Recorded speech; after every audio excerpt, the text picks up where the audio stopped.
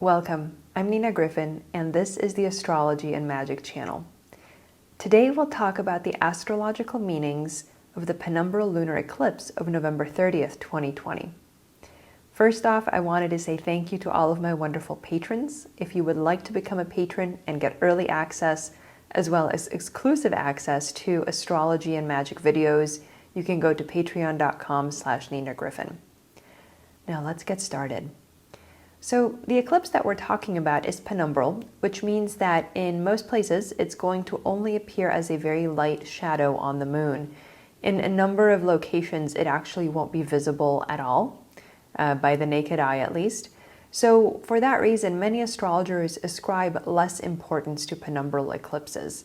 I wanted to get that out of the way so that you know how to weight this information and how seriously to take this eclipse, versus, say, a solar eclipse like we're going to have in December that is paired with this one.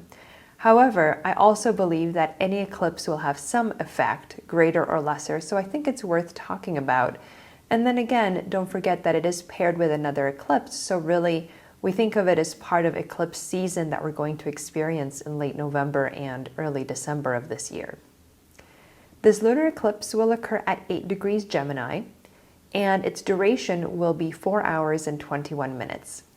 The reason that the duration is important is that based on ancient astrological precepts, for example, like you see in Tetrabiblos by Ptolemy, there is a rule of thumb that the number of minutes or hours that a eclipse will last, a lunar eclipse, translates to the number of months. So in this case, 4 hours and 21 minutes will translate to approximately 4.5 months of effectiveness for this eclipse. So we're going to see its effects probably about midway through April of 2021. Now, as I said, the penumbral eclipse is going to be more of a darker full moon, really, and it'll be visible in most of the Americas, in Australia, as well as much of Asia. And the locations of visibility are important because those are locations where its effects will be particularly felt to the extent that you see effects at all. Now, it's also important to notice that this eclipse is part of the Saros cycle 116. And what's fascinating about the Saros cycle, there are many interesting elements to it, but every fourth eclipse in the cycle impacts the same locations on Earth. So if you want to see what kinds of effects or the places that could be affected this time, you can go back essentially 4 eclipses in that Saros series and see where it was effective. Now, we also need to think about the places that are ruled by this eclipse. In other words, this is an eclipse in Gemini, so we have to look at locations that historically were linked to Gemini. Those are also places that could see effects from this particular eclipse. Those are Armenia, which interestingly has already been in the news the last 2-3 months because of its conflict with Azerbaijan, Belgium, and much of Italy. In addition, London and the west and southwest of England have also been historically linked to Gemini. What's interesting, of course, is that England is going to be going, or really the UK is going to be going through Brexit at the end of this year. And so it's interesting that this Gemini eclipse is occurring just before they go through this process. Now, I know technically Brexit has already happened, but a lot of those economic and kind of everyday impacts really don't come in until the end of this year. So that's why it's an important time for the UK. Now, William Lilly, who was an astrologer, I was going to say he was Renaissance, but he's really later than Renaissance in England. I would really call him early modern. He was 17th century. He said that an eclipse in the first decan of Gemini means the following: incursions and rapines of enemies, fraudulent negotiations, which is a very mercurial thing, many treaties, violent petitions, many missives or letters, and much employment of scribes and secretaries. So he's obviously viewing this from a very mercurial perspective. Since Mercury is the ruler of Gemini, he is seeing this period as very Mercury influenced.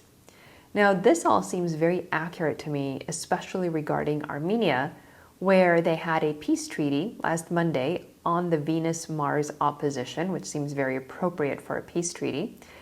This was a peace treaty with Azerbaijan to try to stop the fighting. It was brokered by Russia. However, Armenians have been protesting the treaty inside Armenia because they see it as a sign of government weakness, of giving in to Azerbaijan. Now, I found this quite fascinating because, again, if you go back to Lilly, he says it's fraudulent negotiations, many treaties, and violent petitions, while the protesters apparently beat up a number of government workers and ministers. So you can see that this isn't just Mercury, it's kind of like Mercury with a very Marsy, with a strong, kind of aggressive flavor to him.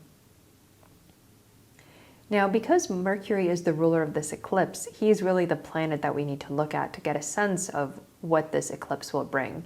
Now, again, Mercury will always bring in discussions, negotiations, the signing of important documents and contracts. In the eclipse chart, as you can see, Mercury is in Scorpio. So, and notice he is in a feminine or nocturnal sign, as we say, and he is also under the sun's beams, which is within about 15 degrees of the sun. Being under the beams means that a planet is not visible in the sky. And because it's not visible, it's sort of overshadowed or you're blinded by the sun's rays, so you can't see that planet. It means that that planet can't be very effective. It loses a lot of its power to act. So even though Mercury is direct now, he still may not be particularly effective at his mercurial duties. Again, even though he is direct. I would also argue that Mercury in one of the mute signs, which are also known as the water signs, is not very effective for his traditional mercurial significations. He still can do a lot of things, but the idea of negotiation or of having some kind of discussion is tamped down because Mercury in a mute sign can't use his chief weapon, which is speech. Now, Mercury in Scorpio is also in the sign of Mars. So as I was saying, a lot of those mercurial Marsy experiences, for example, that you see in places like Armenia, are very typical of an eclipse that are ruled by Mercury in Scorpio. Now, probably the number one question that people always have for me when it comes to an eclipse, and I think especially this eclipse, will this impact people who have Gemini or Sagittarius placements in their charts? And my experience has been that unless you are famous or a public personality of some kind, where your fate is tied to that of your nation or of a big group of people, it probably won't impact you very much, if at all. Sometimes you'll see an effect, but it tends to be kind of like a shorter term effect. However, if you are a public person with Gemini or Sagittarius placements who is part of this larger narrative, then yes, I think you likely will be somewhat impacted by the eclipse. I think this is especially true if the eclipse conjoins and or opposes the natal sun or moon, which could be in Sagittarius or Gemini. This really could be a pivotal period in your life. I have found that eclipses don't always correspond to events, but they do seem to mark a particular period in a person's life that is highlighted for some reason, especially again if that person is famous or influential over a large number of people.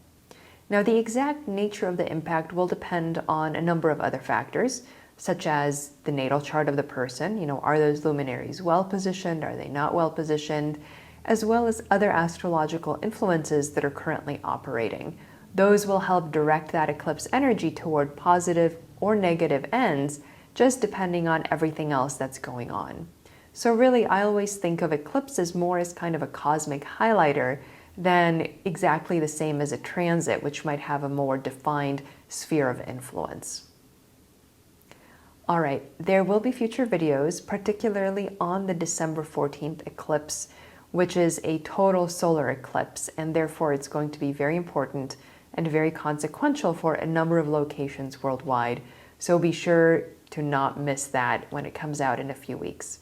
All right, thank you for watching. I'm Nina Griffin.